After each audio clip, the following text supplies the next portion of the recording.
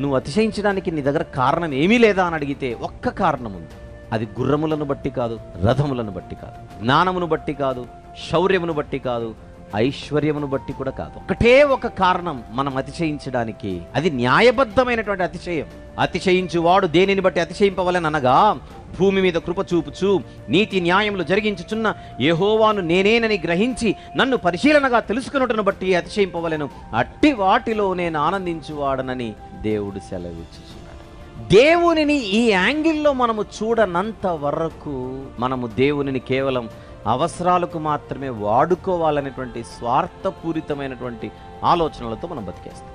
ఎంత చక్కగా మనకి ఇన్స్ట్రక్షన్స్ ఇవ్వబడ్డాయి. నీకున్న జ్ఞానాన్ని బట్టి నువ్వు అతిశయించద్దు, అది నేను ఇస్తే వచ్చింది.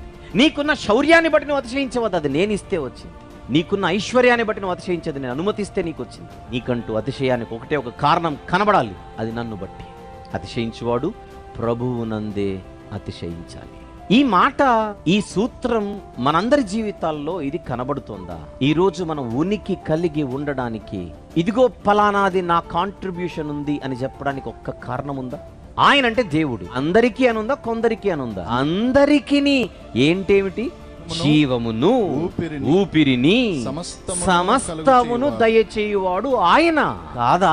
ఇప్పుడే మనం ఆలోచించాం. ప్రాణాత్మ శరీరములు ఇచ్చుచున్నది ఆయనే, బుద్ధి జ్ఞానములు ఇచ్చుచున్నది ఆయనే. బతకడానికి నేలనిచ్చాడు, బతకడానికి నింగినిచ్చాడు, బతకడానికి గాలినిస్తున్నాడు, బ్రతకడానికి సూర్యుని ఇస్తున్నాడు, బ్రతకడానికి ఆహారం ఇస్తున్నాడు, బ్రతకడానికి వర్షాన్ని కురిపిస్తున్నాడు.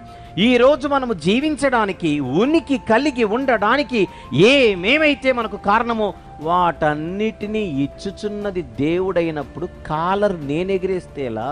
గొప్పోండని ఏముంది అతిశయించడానికి? ఏముంది గర్వించడానికి?